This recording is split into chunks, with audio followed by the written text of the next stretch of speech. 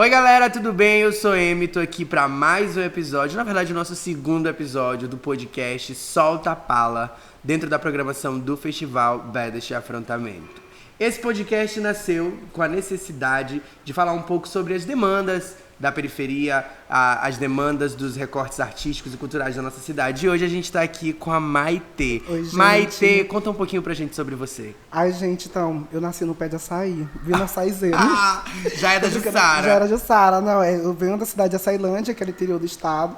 A Açailândia fica na região aqui da Amazônia Maranhense, à frente de diversos problemas e também com um cenário cultural muito lindo.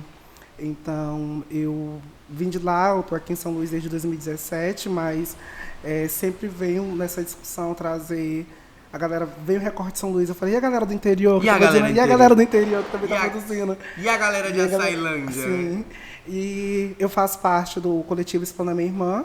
Lá eu atuo como uma produção executiva, produção de visual. A gente que faz cinema de guerrilha, audiovisual de guerrilha, todo mundo faz um dia faz alguma coisa. Sim. Um dia tá no som, outro dia tá na claquete, todo dia faz tudo ao alguma mesmo coisa. tempo. Tudo ao mesmo tempo. Conheço bem essa realidade Sim, aí dos sim. videoclipes, é do mesmo jeito também. E, Maitê, eu queria saber de você um pouco dessa tua vinda pra cá, pra São Luís. Como é que foi esse processo? Nossa, então, foi um... Vim para São Luís foi importante porque parece que quando a gente sai da gaiola dos pais, a gente começa a bater as asas mais alto, né? Voar mais alto e também se permitir vivenciar ser o que é. Porque assim, eu só conseguia ser a Maitê dentro da quadrilha de Minas, dentro do espaço, dentro das quadras, ensaiando, dentro dos arraiais dançando, dentro dos grupos de dança. Lá eu era Maitê.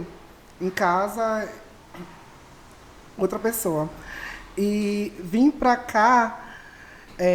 e tendo contato com a universidade, tendo contato com a cena cultural, artística de São Luís, me permitiu me transcender. Transcendeu, afloresceu, Sim, nasceu, né? E Maitê, você se identifica hoje como uma mulher trans, né? isso. E como foi esse processo pra você? Nossa, deu travada aqui, né? Aquele momento, Aquele né? momento.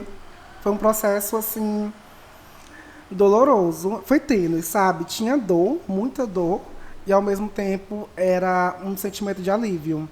Dor por, inicialmente, não me aceitar, né? Porque a gente está falando de um corpo preto, corpo trans, e... Vocês querem silenciar a mulher travesti? Isso é transfobia com a gente? Eu volto na pergunta, né? Então, é um sentimento tênue que me acompanhou nesse momento, de dor e, ao mesmo tempo, de libertação. Dor que eu sentia comigo mesmo, para mim mesma, que eu acho que só transcendi quando eu me aceitei. Enquanto Maitê, enquanto uma mulher trans, enquanto esse corpo que estava transicionando no espaço, na cabeça principalmente. E me identificar enquanto um corpo preto, que a gente já tem toda uma questão de preteridas, e parece que não é ensinado o afeto, o amor a olhar para o corpo preto, e para o corpo trans mais ainda. Então, trouxe essas questões de muita dor, mas ao mesmo tempo de libertação. Tu não sabe o quanto eu fico feliz, quanto eu fiquei as primeiras vezes em que eu passei um simples batom e me olhei no espelho, sabe? Sim. Soltei os cabelos, sempre tive cabelos grandes. Nos pequenos gestos, nas pequenas roupas, pequenos Nas toques. pequenas realizações, sim. né? Que são grandes realizações pra gente. Eu, enquanto pessoa não binária, eu fico nesse questionamento. Ai, quando é que as pessoas vão entender que não precisam enquadrar no masculino e no feminino? Sim. Que não existe essa manifestação do gênero pra mim. E é uma coisa que, em pequenos detalhes, acaba fazendo a gente tão feliz. Nossa, uma vez eu tive um contato com uma motorista do aplicativo.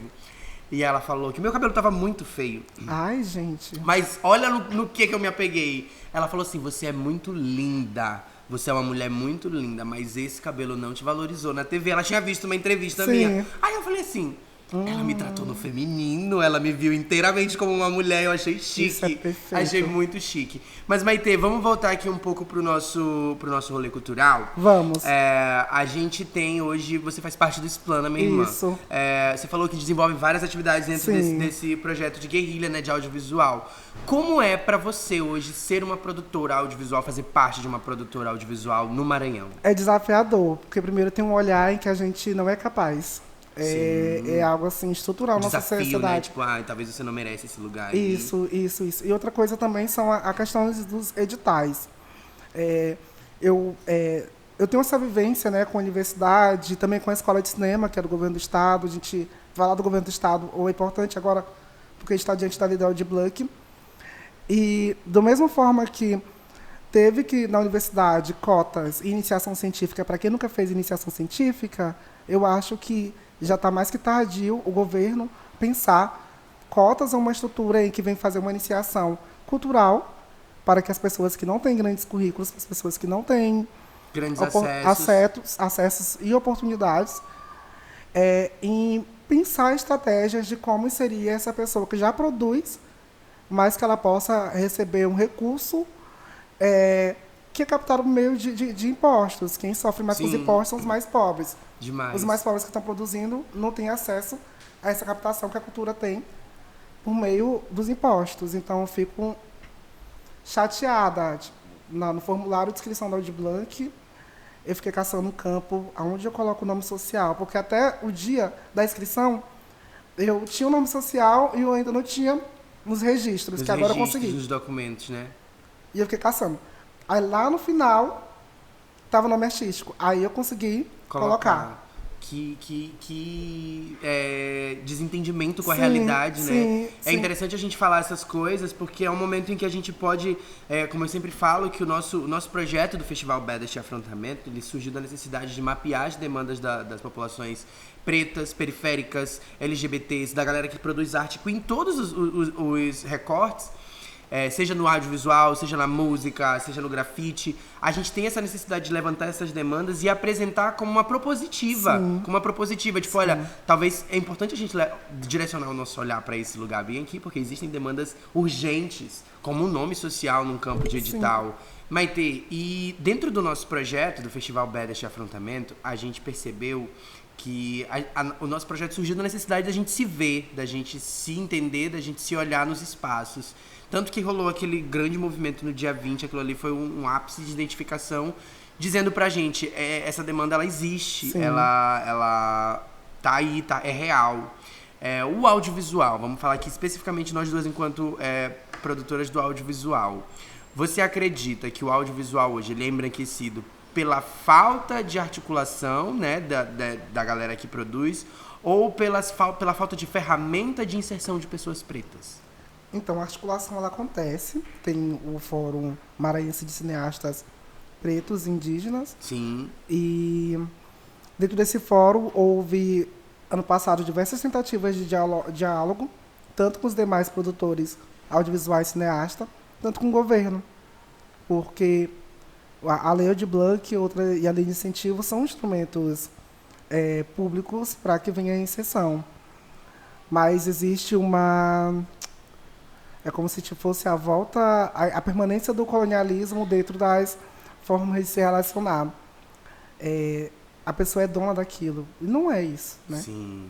Ela ocupou um espaço de uma forma completamente racista, estrutural, e permanece no poder ali. Então, o cenário maranhense é branco demais para o que a gente vê nas ruas, pessoas pretas. Sim, para a realidade. Na verdade, as pessoas que dominam, né? As pessoas que dominam o poder são brancas. Sim. Completamente desconectadas da realidade do que é a população e das pessoas que consomem e das pessoas que fazem arte. Sim. Eu queria saber para ti, nesse momento de pandemia, nesse momento de vários editais, de a gente ter que fazer mil coisas ao mesmo tempo para poder dar conta de tudo. Qual é o teu maior desafio hoje, assim, enquanto mulher preta, enquanto mulher trans dentro do audiovisual e enquanto produtora audiovisual? Então, é justamente a questão de recursos para que a gente possa fazer.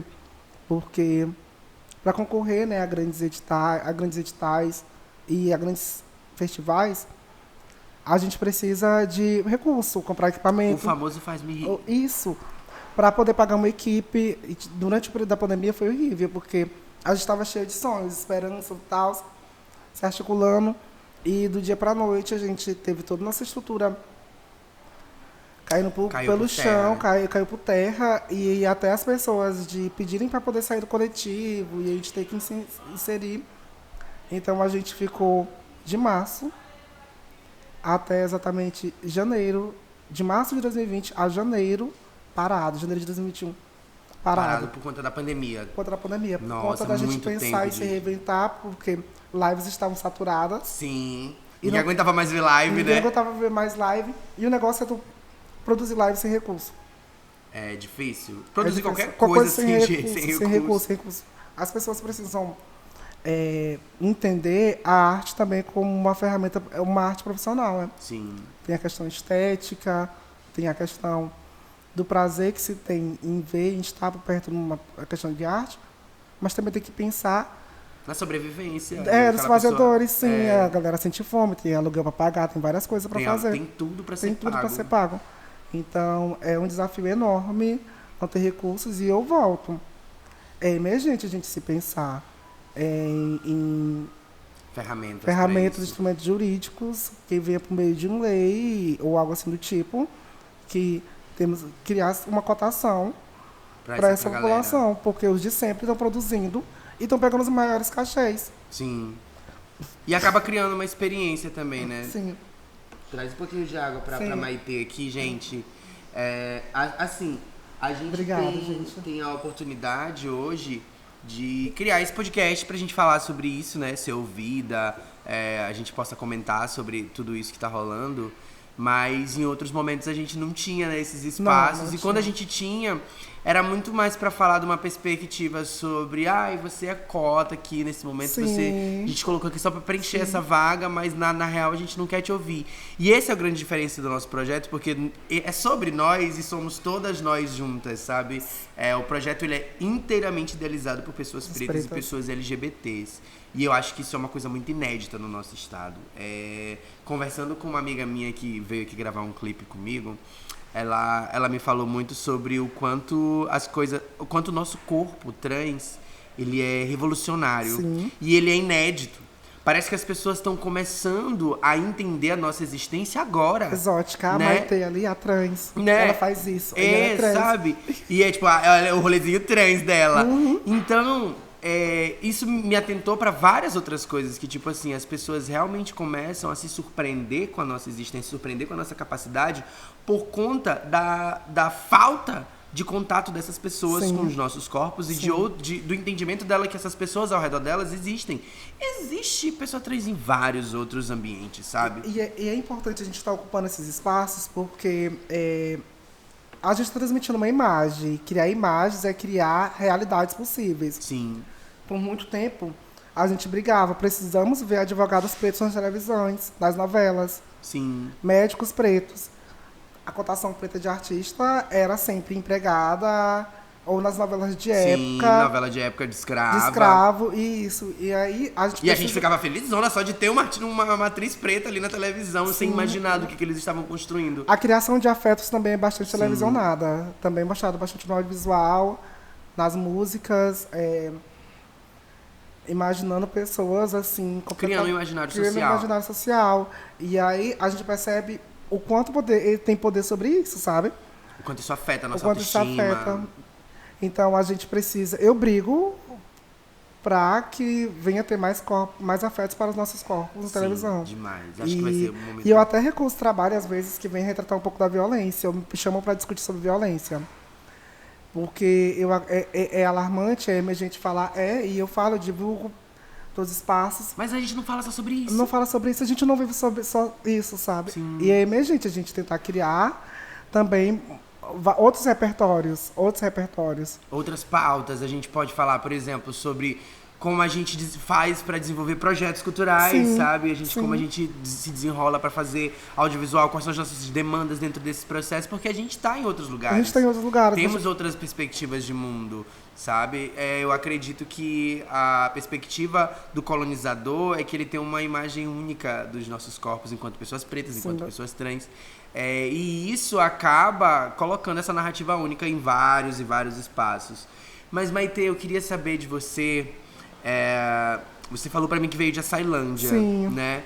Eu queria saber, assim, como é que tu imagina dentro do você hoje, do seu atual, da sua atual perspectiva de vida, como é que tu imaginava que isso tudo ia acontecer, esse processo de vir para São Luís, lá tu tinha esse pensamento quando tu era mais nova lá em Açailândia? Não, gente, é tudo muito novo. Até mesmo se entender enquanto artista, eu vim me entender aqui. Lá eu dançava. Sim. Lá eu produzia. Fazia parte dos rolês culturais. Isso, tipo, até figurino, cenário, era a gente que produzia, fazia tudo mesmo. Artista, né? Mas a gente não se via como artista, não era ensinado, a gente via como artista, porque era televisionado, ali o erudito. Uhum. Então a gente também tá falando do cenário que ainda... eu não sei como é que tá o contexto lá agora, porque eu vou esporadicamente 1 vez, 2 vezes no ano. Eu prefiro que minha família venha aqui para conhecer o mar, para conhecer as coisas. Sim. E quando eu não sei como é que está o contexto cultural lá, mas aqui eu senti assim um prazer em ver a galera cantando trap, hip hop, soltando a rima, poesia, coisa que lá é visto como na época, né, marginalizado. Sim. E a gente está falando de vários lugares são. Sim, a gente está falando de coisa de 5 anos, sabe, de 5 anos atrás, coisa recente. E o quanto vim para cá, né, para a capital, não é dizendo assim, não é isso.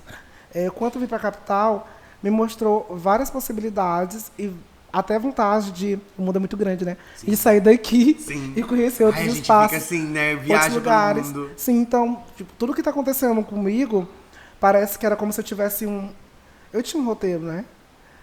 E era como se tivesse rasgado o teu roteiro. E aí, todo dia era uma coisa diferente que acontecia comigo.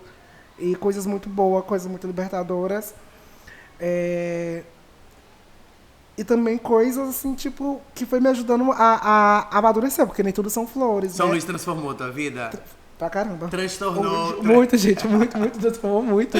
Amo. Transformou Cara, muito. eu sou muito apaixonada por São Luís e eu sou muito apaixonada do quanto ela é inspiradora. Sim. A gente mora num berço cultural, assim, que inspira a gente o tempo inteiro. É uma riqueza. Para as mais diversas áreas, sabe? Sim. E falando que você me falou que era envolvida nos rolês culturais, Culturais qual era o rolê? populares. É uma coisa, quando eu vi a temática, né, corpos trans nas manifestações populares de São Luís. Ou populares não, culturais de São Luís. E aí a primeira coisa que eu pensei é que, estamos falando que tipo de cultura? Cultural, né? Que tipo de cultura? Porque há uma diversidade muito grande de cultura. Sim. E é uma coisa bem interessante, em que quando eu olhei o tema, eu resgatei a minha memória quando eu pisei a primeira vez numa quadra de escola para poder ensaiar uma quadrilha junina.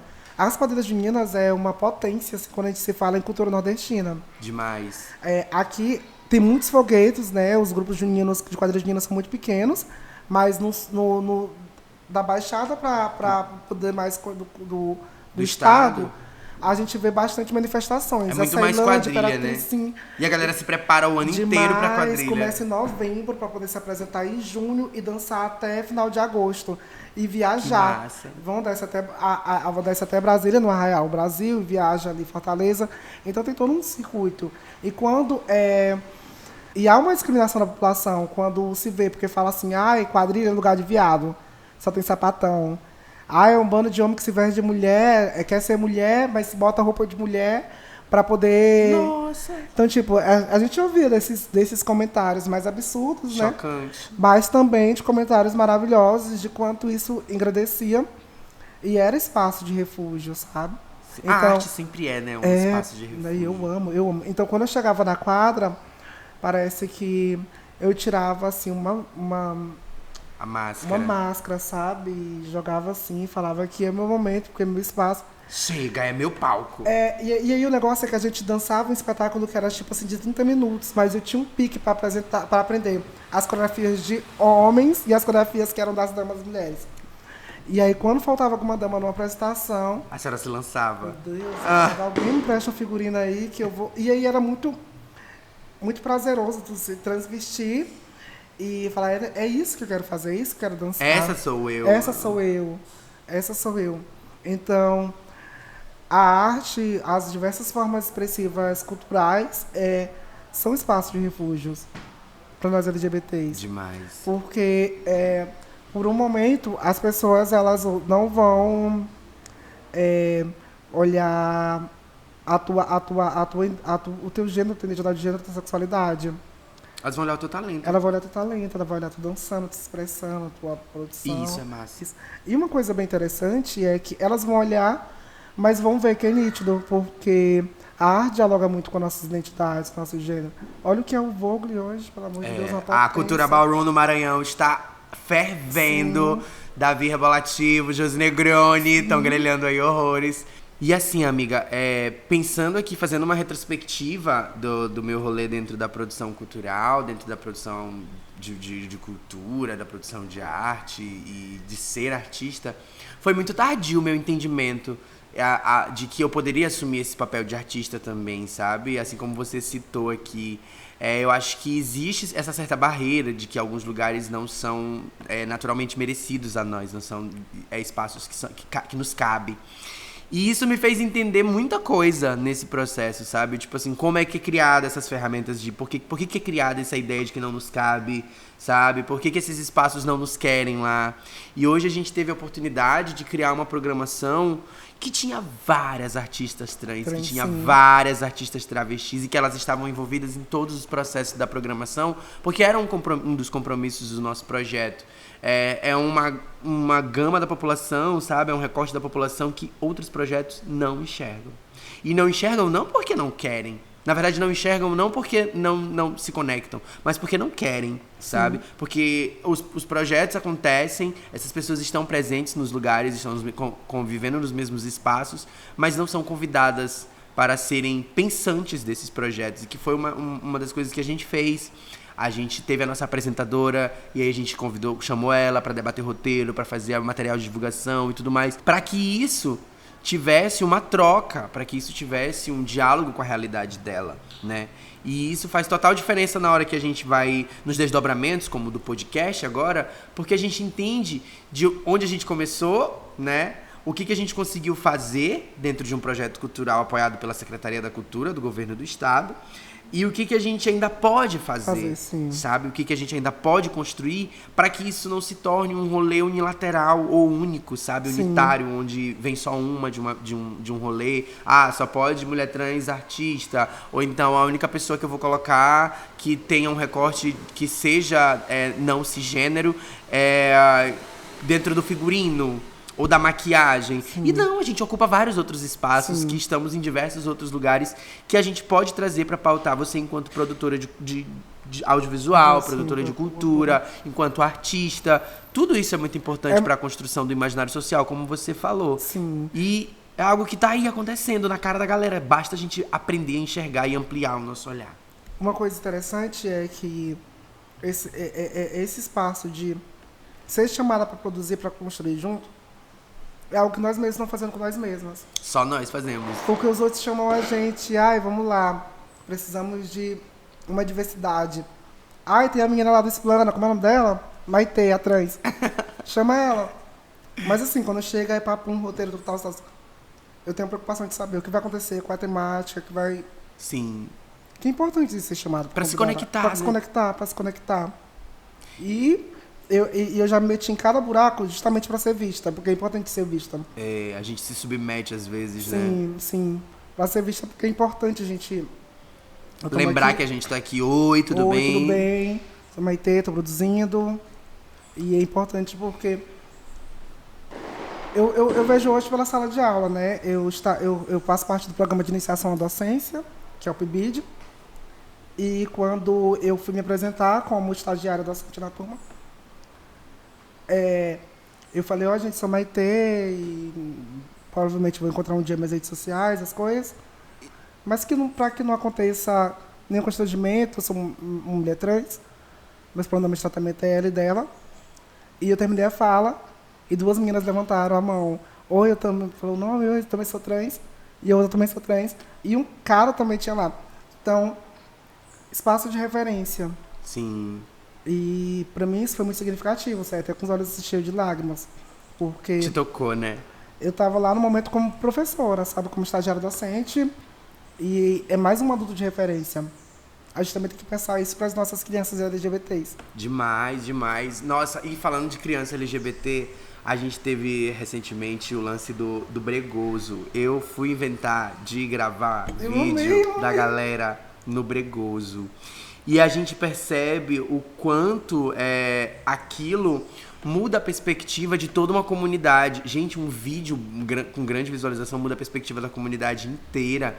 E aí as mães entraram em contato, algumas realmente arrumaram uma grande confusão comigo, porque eu tava, não, vamos dar o direito das gatas, né? A gente tava gravando crianças, sem direitos, sem nenhuma autorização dos pais, mas que a beleza que tava ali era o fato delas serem autênticas, delas estarem realizando um processo que elas mesmas estavam se organizando entre elas, enquanto produtoras de cultura. Elas estavam, ali tinha mini produtoras, com certeza, e tinha no meio disso tudo as crianças LGBTs também ali, né?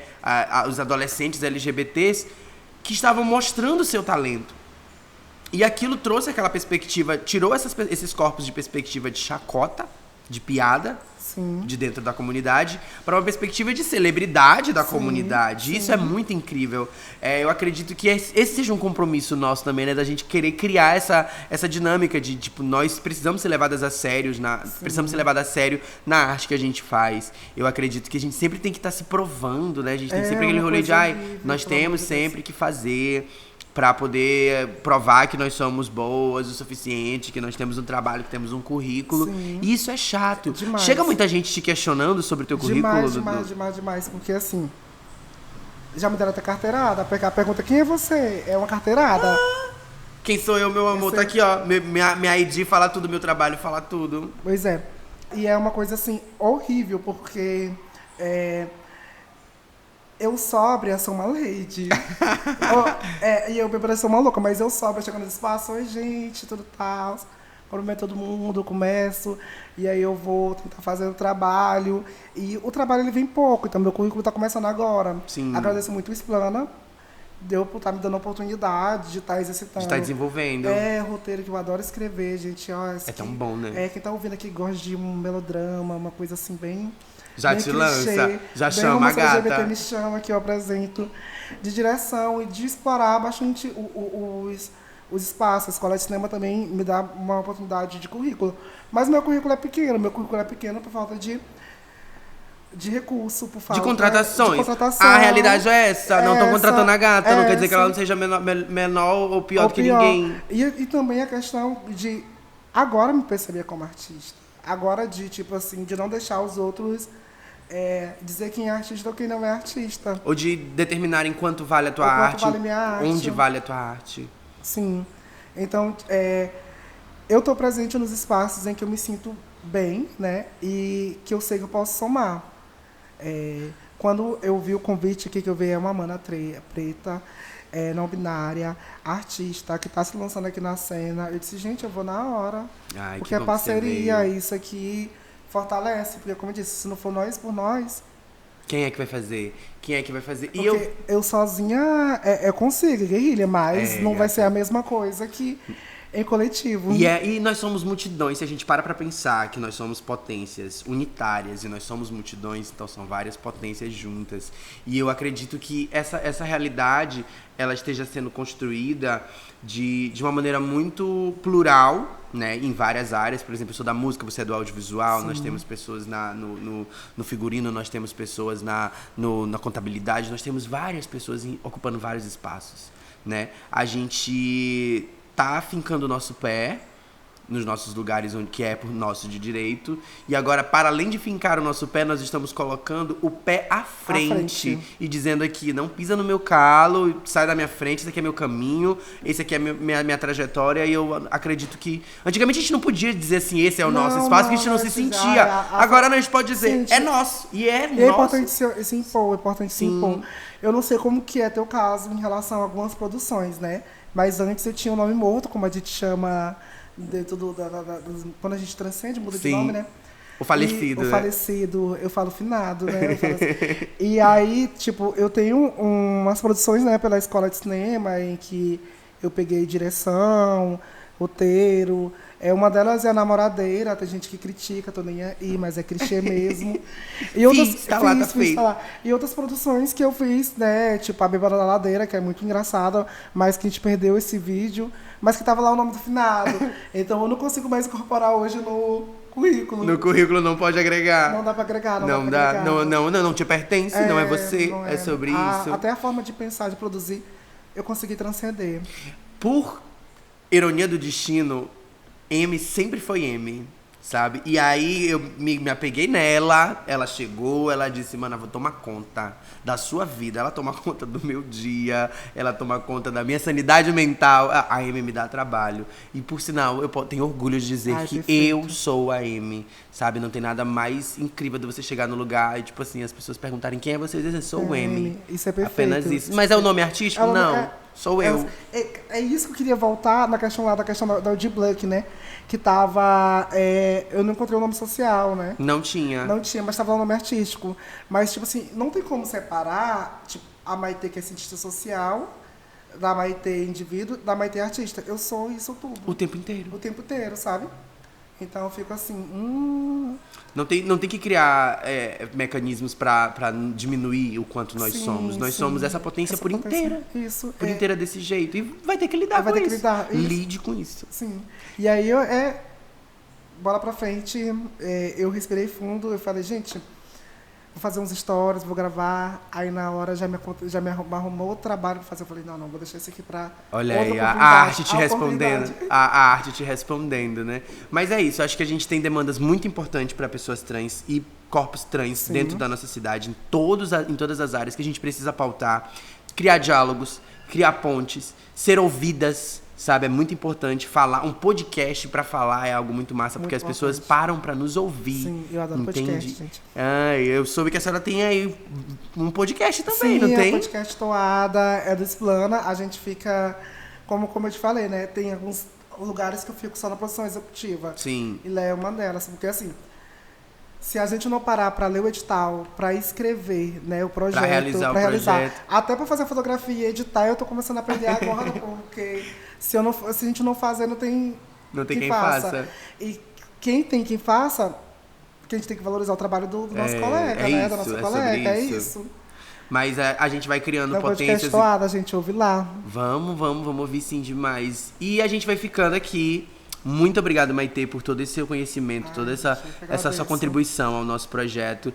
Esse é o nosso último episódio do podcast Solta a Pala. Espero que vocês tenham sacado a pala das gatas aqui. Sigam a gente nas redes sociais. Maitê, fala suas redes sociais pra geral aí. Tem o do podcast Toada, que é Toada Podcast, e o do Explana Minha Irmã, que é Explana Minha Irmã, isso mesmo, @Explana Minha Irmã, e o meu, Maitê F. Souza.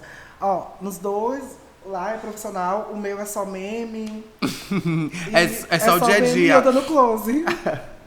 Então, pra quem curtiu até agora, esses foram 2 episódios incríveis do nosso podcast Solta a Pala, do Festival Baddest Afrontamento. Esse projeto é realizado com o apoio da Secretaria de Cultura do Maranhão, através da Lei Aldir Blanc. Nós duas somos 2 produtoras de cultura. Estamos muito felizes de estar aqui com vocês, falando para vocês. Sim. Sigam a gente nas redes sociais, @BaddestParty. Sigam a gente nas redes sociais, @BaddestParty. Sigam aí todas as plataformas também para vocês acompanharem o podcast. E me sigam também, @MPaixão. Fiquem com nossas redes, fiquem com o nosso projeto e acompanhem tudo. Beijo!